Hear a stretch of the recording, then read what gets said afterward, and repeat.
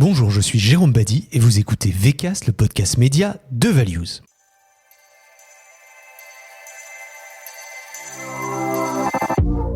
Pour cet épisode de rentrée, on a voulu faire le point sur un média dont on vous parle souvent, mais qui mute encore et toujours, la télévision, ou devrais-je dire l'écran de télévision. Plus que jamais, celui-ci est au cœur des batailles entre les acteurs locaux et les acteurs internationaux pour surfer sur les usages des consommateurs qui, eux aussi, évoluent. Bon, on était persuadés, il y a encore quelques années, que le téléphone allait tout emporter. Alors bien sûr, les usages sur mobile sont grandissants, mais on assiste à un retour en grâce de l'écran de télévision, y compris chez les jeunes. Alors la faute ou grâce aux plateformes américaines, mais aussi à la belle résistance des opérateurs locaux qui se réveillent. On va en parler aujourd'hui avec deux experts de la question, Emmanuel Crégo, directeur général du groupe Values. Bonjour Emmanuel. Salut Jérôme. Et Marion Ranchet. Après plusieurs années chez différents opérateurs, tu aides les marques de streaming à se lancer en Europe rapidement en concevant avec eux des stratégies de distribution, en négociant des accords avec les plateformes, en optimisant la programmation et la promotion de leur contenu. Bonjour Marion, et j'espère que j'ai bien défini ton activité. Bonjour, ouais c'est pas mal, tu peux venir pitcher avec moi ? Ah bah écoute, pourquoi pas, si tu veux, on fera ça. Alors, peut-être une première question, Marion, pour toi. À part Twitch, les plateformes sociales n'étaient pas vraiment présentes sur l'écran de télé, on va dire by design, par nature, quoi. Et en fait, en décembre, il y a Instagram qui a annoncé mettre à disposition ses réels dans une app. Je crois que ça s'appelle Insta for TV. Ça, c'est aux États-Unis. Et dans une autre veine, on a vu que Pinterest a acheté en fin d'année une plateforme américaine spécialisée dans la publicité, plus orientée performance sur les téléconnectés. Je crois que ça s'appelle Téléscientifique. Tu nous confirmeras tout ça ou pas. Est-ce que finalement, c'est la revanche des concurrents de YouTube ? Est-ce que cette revanche-là, elle va passer par la télé ?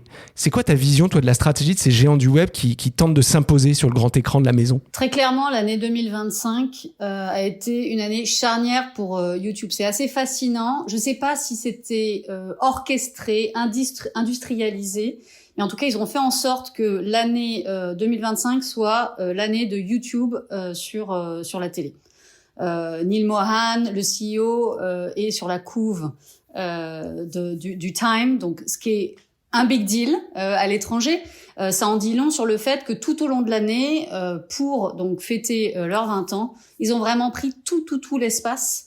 Et ils ont eu aussi, au-delà de cet aspect PR et com, ils ont eu la possibilité de montrer finalement leur importance grandissante sur cet écosystème-là. On a pu voir aux États-Unis, grâce à Nielsen, un outil qu'ils appellent The Gouge. Donc, c'est l'équivalent de ce qui se fait chez Médiamétrie. Et on a vu que finalement, le pourcentage, la part de marché d'écoute de YouTube sur le marché américain grandissait. Ils ont passé finalement l'année à dépasser record sur record. Je crois que le plus haut qu'ils aient fait, on était à 13,9%.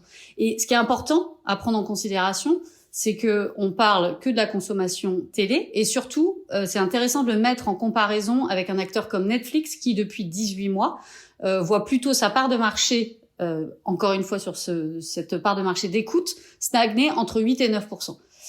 Et donc, ils ont passé vraiment l'année à distiller aussi des gros chiffres sur le fait de dire que ils voyaient de plus en plus de consommation de YouTube sur l'écran de télé, que les gens consommaient de plus en plus de contenu long, etc., etc. On a vu beaucoup de com aussi sur le sujet des podcasts. Donc très clairement, quand on ressort de cette année 2025, si on est chez Meta, TikTok, etc., on ne peut pas se dire, ne pas se dire, il y a quelque chose à faire sur l'écran de télé. Je pense que tous le disaient. Il y a eu des tentatives pré-pandémie, pendant la pandémie. Moi, j'étais chez Roku, qui est une très grosse plateforme américaine, leader sur ce segment de la télé connectée.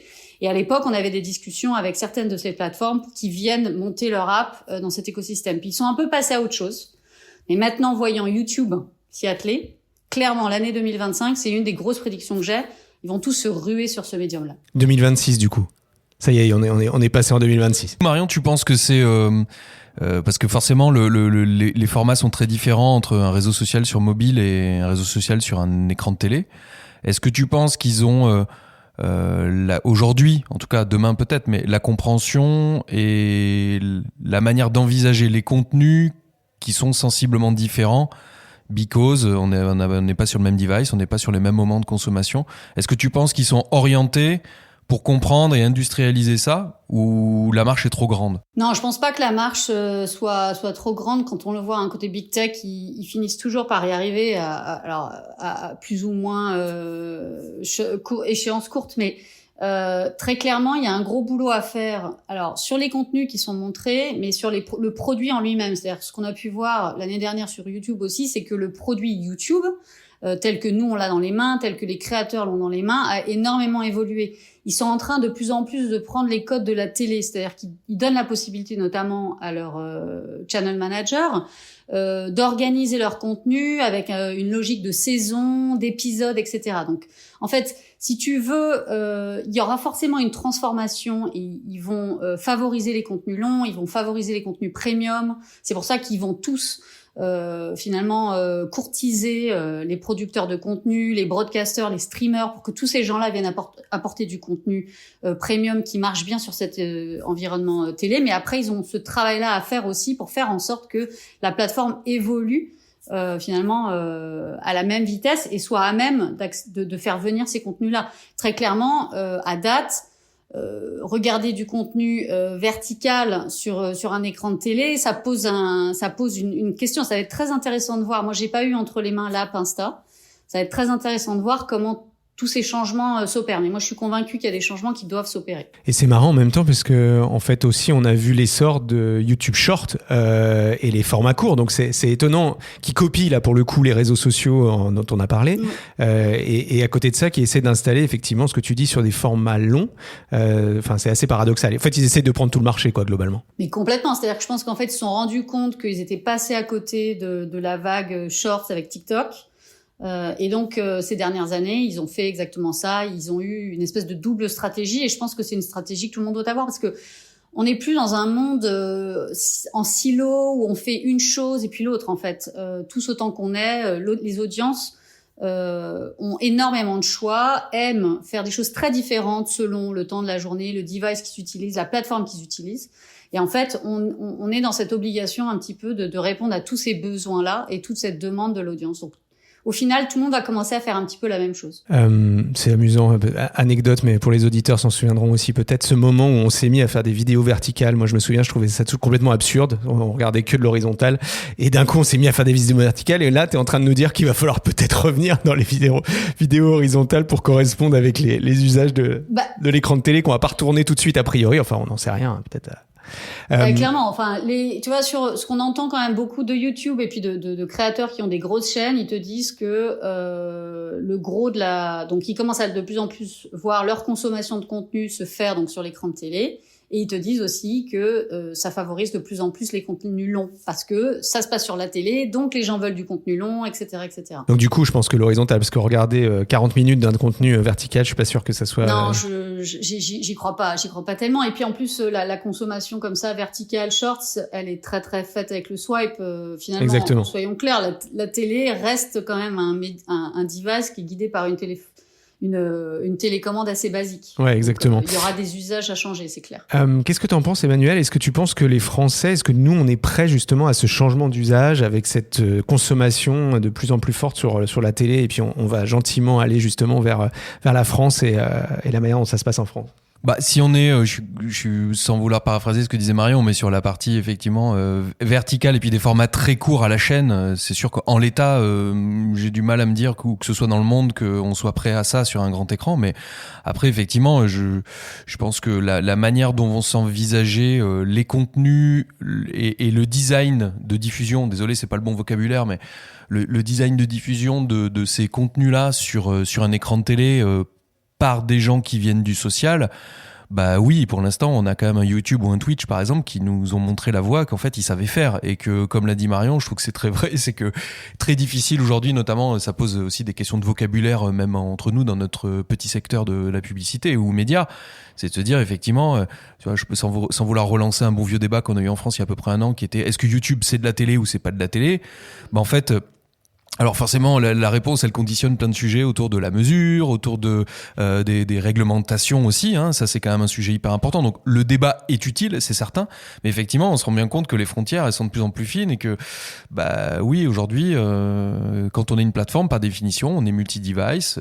Par définition, on peut proposer des formats longs, des formats courts, des formats qui sont très social-centriques, pardon pour l'anglicisme, etc. Donc forcément, oui, ça devient de plus en plus complexe de se repérer parce que ça devient de plus en plus chaque levier, chaque média entre guillemets devient hyper protéiforme. Et c'est vrai que ça perturbe à la fois le consommateur et puis les professionnels de la pub que nous sommes. Une des grandes surprises de 2025, bon, tu disais l'explosion de YouTube, etc. Mais en France, ça a été l'annonce par TF1 de son partenariat de distribution avec Netflix. Et quasiment au même moment, France Télé annonçait également un accord à peu près similaire avec Amazon. Finalement, c'est assez surprenant parce que les chaînes historiques, elles gardaient l'exclusivité de leurs programmes pour justement les exploiter au maximum, etc. En faisant ces deals avec ces grandes plateformes, finalement, elles travaillent justement la multidiffusion, en tout cas la distribution de leurs programmes différemment. Qu'est-ce que tu penses de ces stratégies de la part des chaînes de se maquer comme ça avec les grands Américains ? Alors, j'ai adoré l'année 2025. Je dois avouer que le marché français n'a fait que me surprendre. Donc, moi, je couvre le marché européen, mais étant française, dès qu'il se passe des choses sur le marché français, je suis ravie d'en parler. Et j'étais assez excitée de voir que les acteurs historiques ont fait preuve d'innovation. Hein. Donc après, il y aura des grands débats. Effectivement, on peut en parler un petit peu là de est-ce que c'est la bonne chose à faire ? Et on ne le saura pas cette année, on le saura dans 5 ans, voire dans 10 ans. Moi, ce que j'aime dans ces deux deals-là, c'est il y a un pragmatisme. C'est-à-dire que on peut pas changer le fait que la consommation télé ne fait que baisser. Tu regardes les chiffres sur ces 20 dernières années, le temps d'écoute baisse, il baisse plus particulièrement sur les jeunes générations, etc. Et donc, il est évident qu'il faut faire quelque chose. Et donc, la réponse, elle a commencé avec le lancement il y a 2 ans de TF1+, la refonte chez M6, le fait que, pareil, France Télévisions soit dans une refonte un peu permanente de sa plateforme, etc. Clairement, ils ont conscience que c'est ça le nouveau game pour eux. Ils doivent composer avec. Une fois que tu as fait ça, tu peux te dire je reste tout seul dans mon truc et je fais en sorte d'attirer les audiences uniquement dans mon écosystème. Là où je dis que ça fait preuve de pragmatisme, c'est que malheureusement, ça donnerait l'impression que on a une consommation qui se limite à 2-3 services. La vérité, c'est que entre nos mains, chaque semaine, on doit avoir une quinzaine de services, que ce soit des apps, des sites. Et donc, ce que ces deux deals font, c'est effectivement d'être dans une logique de multidistribution, de multiplier les points d'entrée.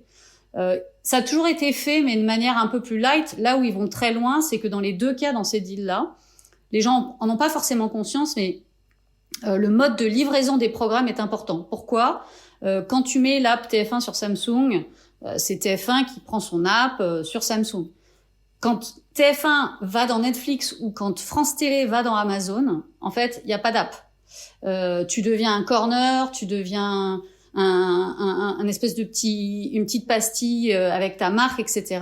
Et en fait, tout est intégré dans la plateforme du player global. Et donc, c'est là où il y a un énorme risque, effectivement, de se dire aïe, c'est quoi l'attribution ? Est-ce qu'on va réussir à garder nos audiences ? Est-ce que ça va pas détruire ce qui se passe sur TF1 ? Bon, voilà. Moi, je suis intimement convaincue que TF1 fait ça pour aller chercher de nouvelles audiences, des audiences qu'ils auraient pas forcément. Et donc, je m'inquiète assez peu de ça. Il est dit, et ça, je pense qu'Emmanuel pourra le confirmer, que TF1 va pouvoir reporter ces audiences-là en son nom propre, que c'est TF1 qui va commercialiser l'inventaire, etc. Donc, je pense que c'est un très bon deal. France Télévisions, ils ont un peu une obligation d'être partout, de par leur mission de service public. Voilà. Alors, ils sont allés avec le méchant américain pour certains. Moi, je pense que pareil, c'est une forme de pragmatisme. Non, mais t'as raison, il va y avoir il y a une vraie question de branding pour ces marques-là qui ont quand même une histoire avec les Français. À l'époque de la délinéarisation, c'est-à-dire ma marque programme est plus forte que ma marque chaîne, et est-ce que c'est un problème à terme ? Effectivement, ça c'est un vrai sujet. Alors, Je sais pas, je sais pas y répondre, mais effectivement, est-ce que la marque Koh-Lanta est plus forte que TF1 par exemple? Quand je veux regarder Koh-Lanta, je pense pas que ce soit un problème effectivement de me dire bah tiens, je vais me retrouver sur un autre service que TF1+ ou ma chaîne TF1 en direct parce que je veux quand même consommer Koh-Lanta. Du moment que effectivement la monétisation se fait toujours de la part de l'intéressé, complètement d'accord. Après, sur l'information, je pense que ça c'est super important, c'est qu'effectivement là pour le coup c'est estampillé rédaction de la chaîne. Donc du coup, je pense que c'est des choses bien différentes quoi entre les programmes de flux, on va dire, les séries, les quotidiennes, les jeux, et puis de l'autre côté l'information. Effectivement, il y a un vrai sujet de pouvoir préserver la marque chaîne associée à celle de l'information de la chaîne. Voilà, c'est. Mais bon, j'imagine que tout ça est savamment orchestré et réfléchi d'ores et déjà. De toute façon, donc moi ça m'inquiète pas non plus. J'ai très hâte, moi, de voir effectivement comment l'intégration produit va se faire. Ce qui est fascinant, on a tendance à beaucoup parler de ces deals du point de vue de ce que ça veut dire sur la stratégie de TF1 de France Télé, mais attention, ça veut aussi dire des choses sur la stratégie de Netflix et d'Amazon. Et très clairement, ce qu'on voit chez les streamers, et c'est très vrai sur le marché européen où il y a quand même une résilience, même si la consommation télé baisse, en proportion par rapport à d'autres marchés, elle est plutôt quand même encore assez solide. Et il se passe beaucoup de choses chaque jour. Là, si tu regardes TF1, chaque mois, on regarde sur TF1+, on parle de 38 millions de streamers, etc. Ajoutés à leur consommation de télé, c'est quand même pas des petits acteurs. Donc, Netflix, qu'est-ce qu'il vient faire aussi? Ils sont à 12, 13 millions, je crois, d'abonnés sur le marché français. Donc, ils viennent eux aussi chercher de nouvelles audiences. Ils viennent aussi créer un peu de l'habitude. Et donc, en fait, les streamers, ils ressemblent de plus en plus aussi à de la télévision classique, historique. Ils ont ce besoin, et ça, je pense que Emmanuel le confirmera aussi sur la dimension monétisation. Ils ont besoin d'être mainstream, de toucher toutes les catégories socio-démographiques, et puis ils ont besoin que les gens ils aient un réflexe chaque jour à 20h, 21h de venir regarder du contenu.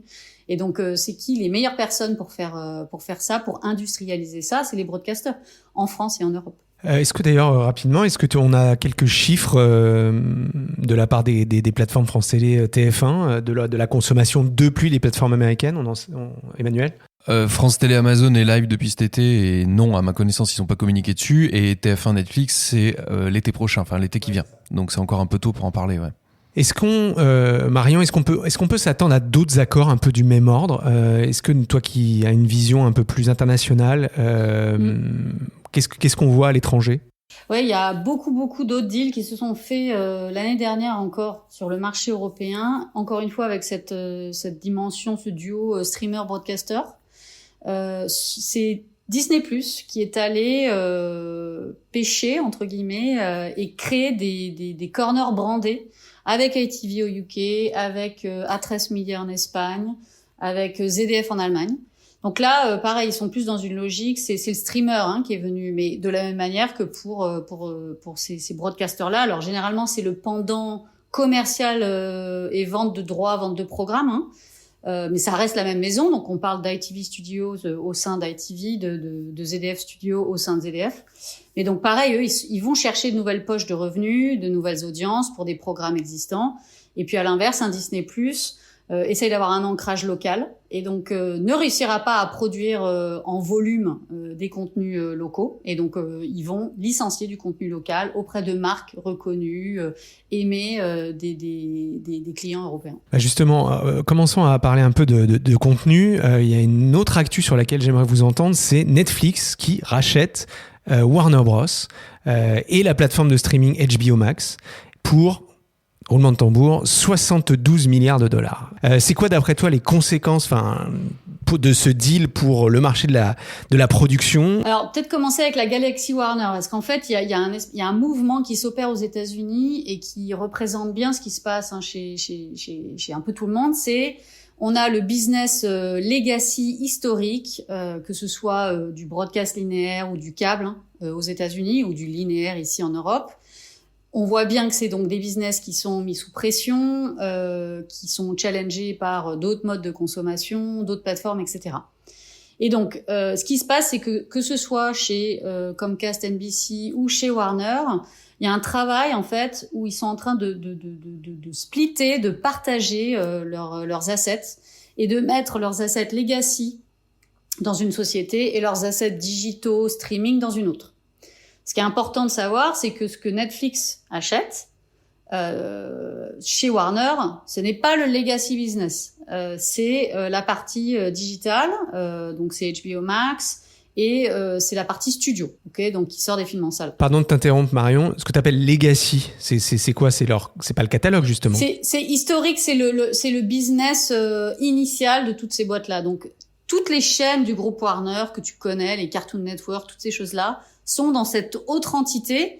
Et Netflix, ils veulent pas de ce truc-là. Ils l'ont dit pendant les earnings calls. Ils considèrent que c'est un boulet que d'avoir ça au pied. Ils se sont jamais cachés de le dire. Donc ça, ils en veulent pas.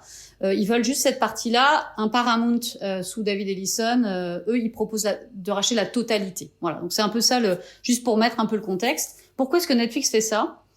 Honnêtement, je n'en reviens pas. Je ne l'ai pas vu venir. C'est-à-dire que Netflix, ils ont vraiment, ils n'ont pas fait d'acquisition ou très peu depuis leur création. C'est une boîte finalement assez petite, très agile, etc. Et ils étaient vraiment streaming quoi. Tu vois bien d'ailleurs dans la façon dont ils ne veulent pas sortir des films en salle, etc. Donc j'ai un peu du mal à comprendre la logique. Ça me paraît très très cher. On voit que ça leur fait beaucoup de mal, ce qui se passe en ce moment, cette espèce de guerre. Et donc ils ont perdu, je crois, 25% de leur valuation en bourse. Pardon, je fais beaucoup de franglais. Et donc, honnêtement, je ne sais pas pourquoi ils font ça. J'ai envie de dire que c'est plus pour les studios Warner que ça ne l'est pour HBO Max. Oui, c'est ça. Ouais. C'est vachement intéressant pour Warner, là, pour le coup. Mais bon, on va voir. Oui, c'est peut-être les grandes licences aussi, etc. Je sais pas où est capter un peu tout le marché. Ils sont mauvais. Alors, oui. J'espère que Netflix ne nous écoute pas, mais ils ne savent pas produire de bons films, en fait. Hein, soyons clairs. C'est une machine de production de séries de grande qualité, mais sur le cinéma, ils n'y arrivent pas.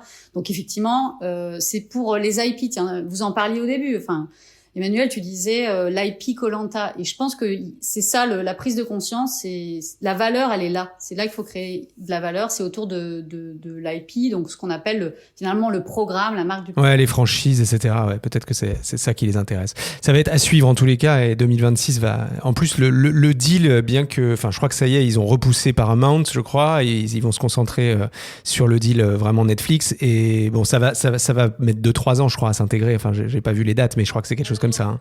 Honnêtement, avec ce qui se passe aux États-Unis à l'heure actuelle, je ne saurais pas te dire. Tout est possible. En tout cas, ils visent une approbation en Q3. Moi, j'y crois pas du tout. Et puis là, Paramount a décidé de poursuivre en justice Warner Bros. Enfin bon, c'est tout un truc terrible. Il y en a qui pensent que Netflix va se retirer, que Netflix n'a jamais vraiment voulu aller là, etc., à suivre. Ok, à suivre.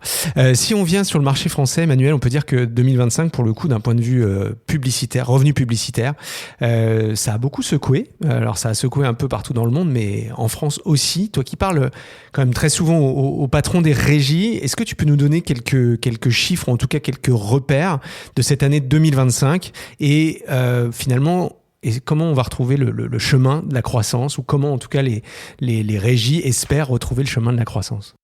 Ouais, bonne question. En fait, la vraie question à se poser, c'est de toute façon la télé, mais la plupart des médias, à part une partie du digital, sont en baisse. Alors c'est plus ou moins accentué, mais on va avoir le marché du business télé qui va être peu ou prou. Alors, on n'a pas les chiffres encore du Q4 officiel, etc., mais qui vont être aux alentours de -2. Voilà, mais qui est à nuancer parce que d'un côté, tu as des fortes progressions sur le streaming.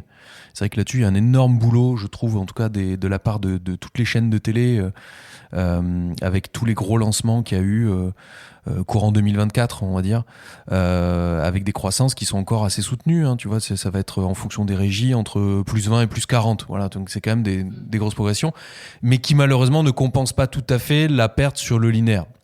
Et comme tu as encore aujourd'hui le streaming pèse, alors ça dépend des groupes, mais en gros entre 12 et 15% des revenus, bah c'est sûr qu'il y a encore 88 à 85% des revenus qui sont publicitaires sur le linéaire. Donc quand le linéaire tousse un petit peu, forcément c'est plus difficile de compenser. Mais il n'empêche que il y a quand même une compensation partielle de la baisse. Donc ça c'est déjà plutôt la bonne nouvelle. C'est toujours pareil, tu sais, quand tu es sur un -1, -2, Est-ce qu'il faut s'alarmer à tout prix? Peut-être pas. Mais en tout cas, la question qu'on pose, ça va être le modèle économique, effectivement, dans le futur. Alors là, on peut sortir toutes les boules de cristal et je pense que c'est un peu tout le problème d'à peu près partout dans le monde. C'est effectivement quand tu es propriétaire d'une ou plusieurs chaînes de télévision linéaires, effectivement, comment est-ce que tu arrives à faire cette transition dans un univers qui est en général beaucoup plus concurrentiel, qui est celui de la vidéo et qui est on en parlait tout à l'heure en intro, mais qui est hyper protéiforme. Parce qu'effectivement, tu as des concurrents directs comme des plateformes qui, jusqu'à il y a encore 3 ou 4 ans, avaient dit nous, jamais la pub. Et en fait, tu te rends compte qu'ils sont tous sur des formats hybrides. Hein. Je pense à un Netflix, un Disney, un Amazon. Bon, il y a ces acteurs-là, c'est un peu les concurrents, les nouveaux concurrents directs. Mais tu as aussi tout simplement toute la vidéo que tu peux trouver, notamment en social, qui vient aussi concurrencer ces formats-là. Là, la réponse, c'est quoi les différents leviers? Le premier truc, on en a parlé juste avant, c'est de se dire, effectivement, et là, c'est un choix assez osé, je trouve, mais qui est quand même hyper positif, c'est de se dire, j'ai des programmes qui sont forts, et s'ils sont pas sur mes properties, c'est-à-dire mes chaînes ou mes plateformes, si je peux aller les distribuer ailleurs, là où il y a des gros carrefours d'audience, on en a parlé, deal d'Amazon d'un côté, deal Netflix de l'autre, ça c'est déjà comment j'augmente mon panier, mon bassin de gens qui sont exposés à mes programmes et donc la publicité que je monétise ou co-monétise. Donc ça c'est déjà un premier truc. Le deuxième truc c'est comment je valorise davantage mon impression publicitaire. Et là, c'est tous les deals de data qui ont été faits avec pas mal de régies, avec beaucoup de retailers, de data providers divers et variés pour justement dire jusqu'à maintenant, le business de la télé linéaire depuis 50 ans, c'est vendre de la masse, c'est-à-dire sur du socio-démographique, hommes, femmes et puis des tranches d'âge. Et là, c'est de se dire, on peut aller au-delà de ça puisqu'on a un média, des leviers, on va appeler ça comme ça, qui sont adressables, donc sur lequel on peut dire, je décide de parler à ce foyer-là ou pas. Et là, effectivement, de pouvoir enrichir avec des données de comportement, d'intention, de constitution du foyer. Et c'est là qu'il faut avoir des accords de data collaboration pour permettre d'enrichir et de dire, en gros, je sais ce que tu regardes et en plus, je sais qui tu es puisque j'ai les bons sets de data à disposition pour pouvoir cibler et l'offrir. Le dernier point, c'est simplifier l'accès à l'offre. Là, tu vois, toutes les dernières annonces des derniers mois sont très axées, en tout cas sur les régies télé en France, sur la simplification via la plateformisation de l'achat télé. Je simplifie. Donc, c'est des sujets techniques très propres à nous, à nos métiers de gens de la pub. Mais n'empêche que plus tu facilites et plus tu permets justement de la customisation et plus ça permet aussi d'augmenter tes chances d'être dans le panier choisi par les annonceurs et les agences. Et puis le dernier point qui est quand même assez important, c'est le lobbying. On l'a vu la semaine dernière, pour des raisons exactes ou pas, peu importe, mais quand Lidl, qui est un énorme acteur de la télé, premier ou deuxième, tout dépend comment on compte, qui dit, pour plein de raisons, je reviendrai pas là-dessus, mais je vais arrêter d'être en télévision linéaire, effectivement, notamment parce qu'ils ont été condamnés pour des raisons liées à la promotion, je passe aux détails, effectivement, ça soulève un sujet. Et effectivement, la télé, encore une fois, est régulée d'une certaine manière. Et là, ça peut poser la question. Je suis pas en train de dire il faut tout libéraliser à fond, mais c'est vrai que ça peut poser les questions, notamment quand tu vois aujourd'hui le poids du digital et des GAFA dans le digital, sur lequel c'est vrai que les régulations ne sont pas du tout les mêmes par rapport à la télé. Effectivement, ça peut poser quand même des questions. Donc, le lobbying, il est quand même super important aussi parce qu'il y a certains marchés ou en tout cas des poches d'investissement qui ne vont pas naturellement vers la télé parce qu'il y a des restrictions. Je vous encourage d'ailleurs, chers auditeurs, et vous aussi, Marion et Emmanuel, je crois qu'Emmanuel, tu l'as lu, mais allez lire un des derniers posts de Nathalie Sona qui a été à ce micro déjà 2 fois et qui en parle justement très bien et la manière dont la publicité concourt à la démocratie parce qu'elle finance des chaînes, etc. etc. Mais on en a déjà parlé dans ce podcast, donc ne revenons pas dessus. Marion, est-ce que tu as un avis sur cette question? Est-ce que finalement les chaînes historiques peuvent espérer justement cette bascule-là de revenus dont on parlait ou bien elles doivent trouver d'autres sortes de revenus, tout simplement? Je vais faire la comparaison avec ce qu'on voit sur le marché américain avec le câble, ce qui serait peut-être l'équivalent de la télévision payante, où très clairement tout le monde roulait sur l'or et les clients payaient 100, 150, voire $200 par mois pour accéder à beaucoup de choses qu'ils n'utilisaient pas forcément. Et il y a beaucoup de gens qui te disent le dollar que tu gagnais il y a 20 ans se transforme en cents.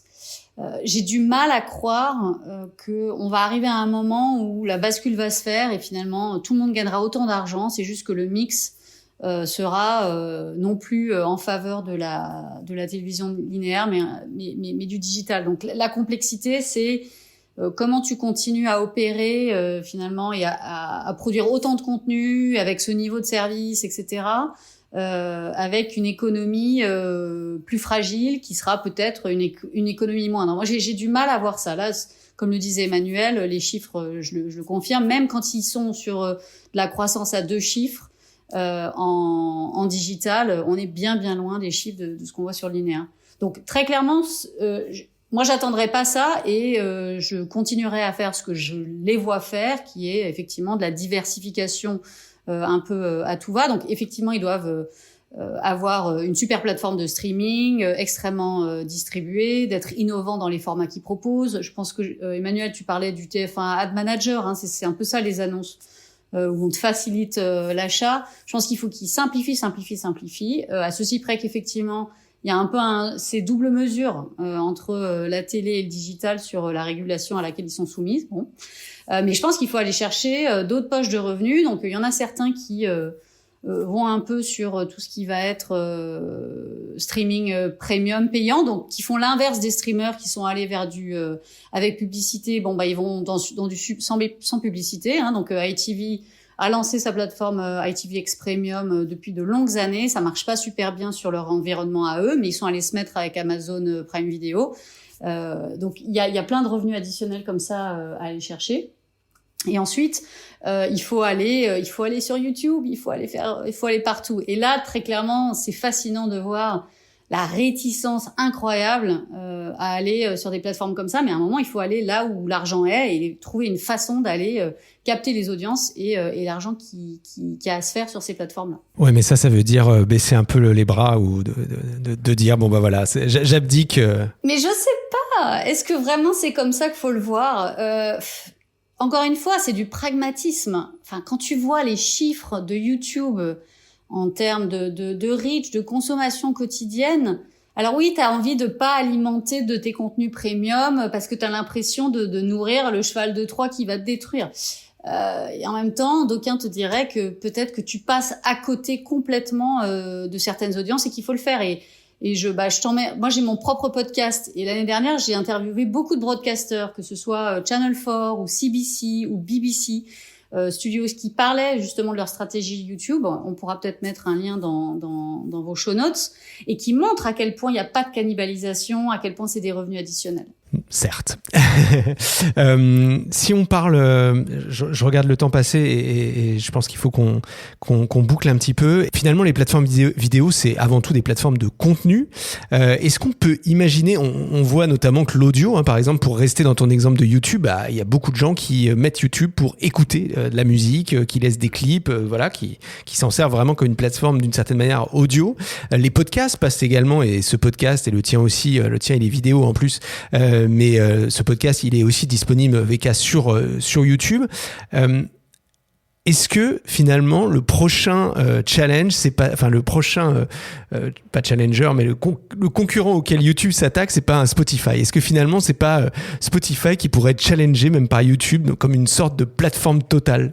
C'est marrant que tu dis ça parce que moi, l'impression que j'ai de ces dernières années, c'est finalement l'audio a eu du mal à faire sa mue sur la partie publicitaire. Emmanuel, si tu as des chiffres sur, tu vois, la monétisation de formats audio, de podcasts, etc., ça m'intéresse vachement.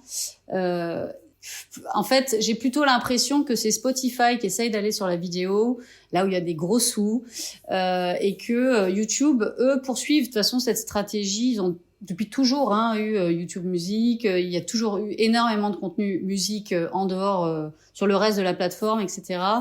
Donc j'ai plutôt l'impression que c'est YouTube qui joue sur tous les tableaux et Spotify qui essaye de jouer sa carte sur la vidéo. Est-ce que l'audio a du potentiel? Oui, enfin, je pense qu'on le voit avec les chiffres radio, podcast, etc.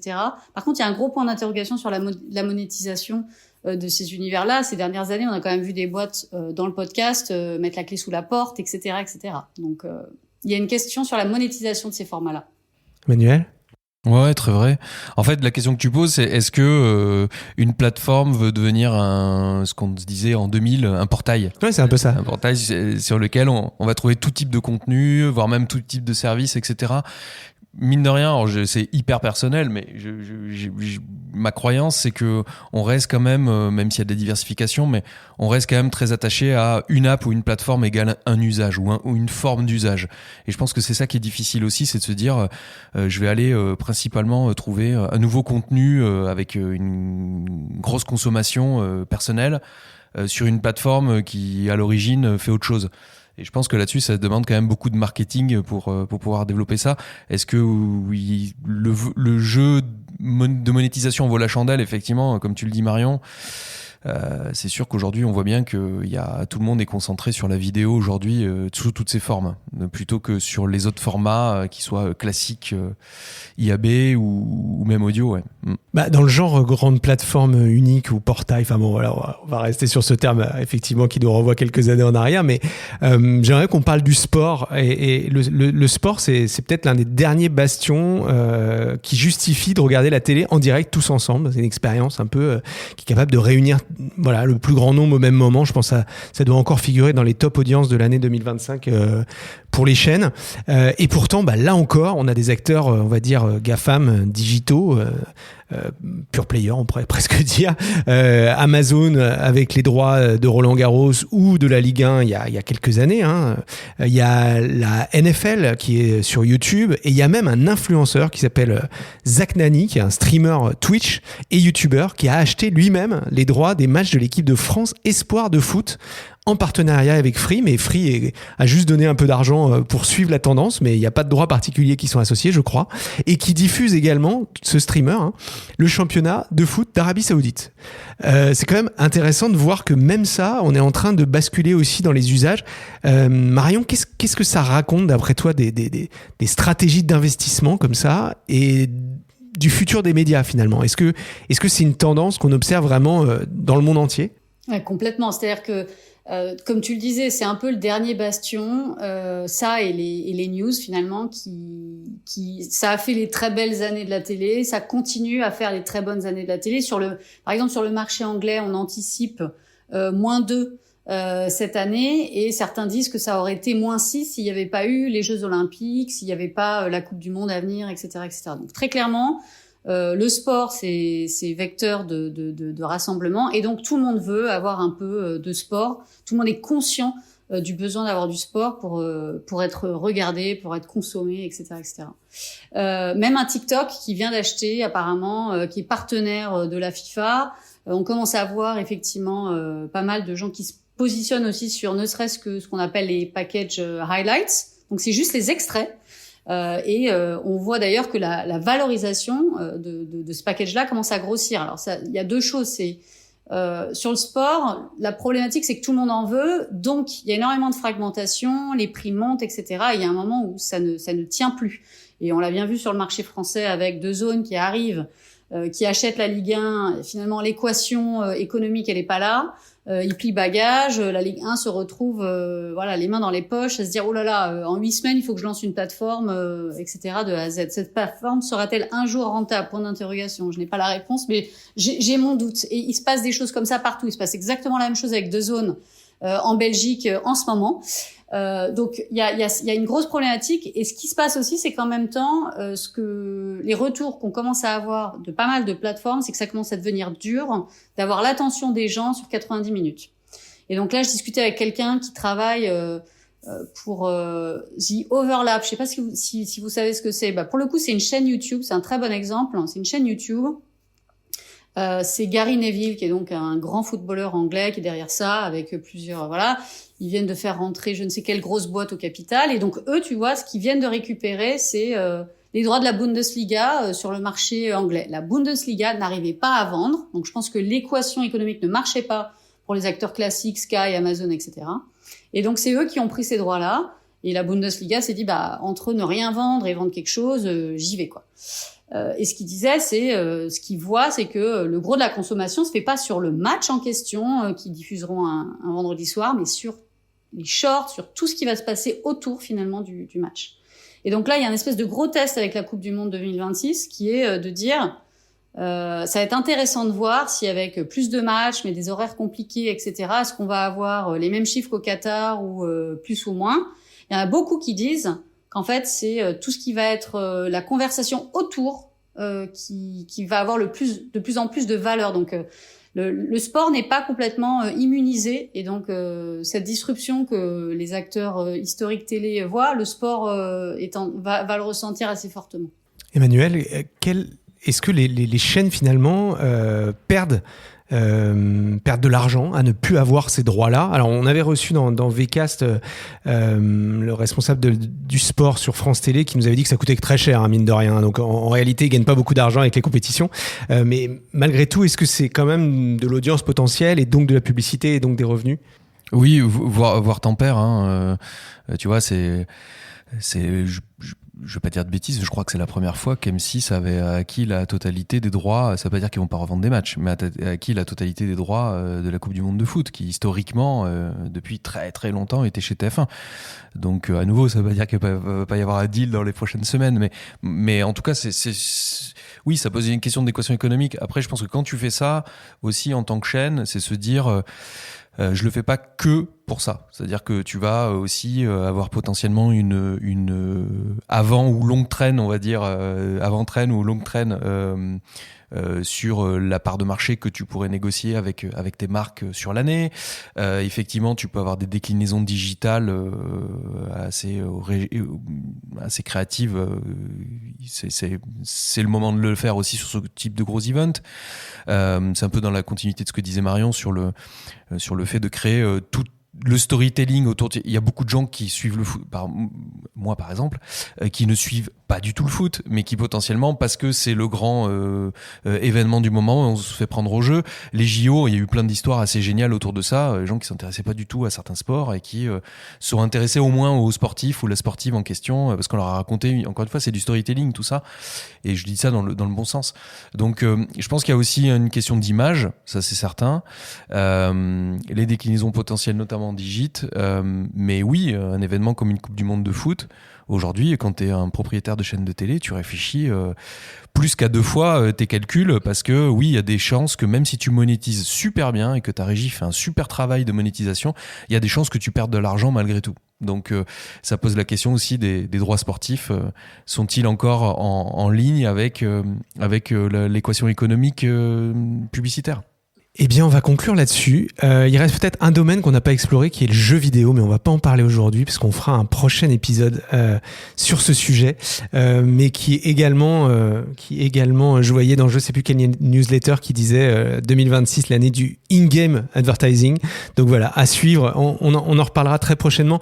Merci beaucoup, Marion, d'avoir accepté l'invitation de Vcast. Merci. Et merci également à toi, Emmanuel. Merci à toi, Jérôme. Merci, Marion. Voilà, vous l'avez compris, on a parlé et Marion nous a dit que c'était 2025 avait été l'année de YouTube. On a beaucoup parlé de YouTube dans cet épisode, mais on a également parlé de toutes ces grandes plateformes et également des bons accords finalement. On pourrait aller mettre le tampon sur le mouvement qu'ont fait les chaînes historiques avec justement ces grandes plateformes américaines. On a même parlé d'attention, comme souvent en réalité dans Vcast, hein, puisque in fine c'est vraiment de ça dont il s'agit. On continuera de vous en parler et de parler de comment les usages conditionnent finalement tout le paysage qu'on a autour de nous, de la communication, des médias et donc de la publicité. Et quant à vous, je vous donne rendez-vous très bientôt pour un nouvel épisode de Vcast. D'ici là, mettez-nous des étoiles et des commentaires sur votre plateforme de podcast préférée. Ciao.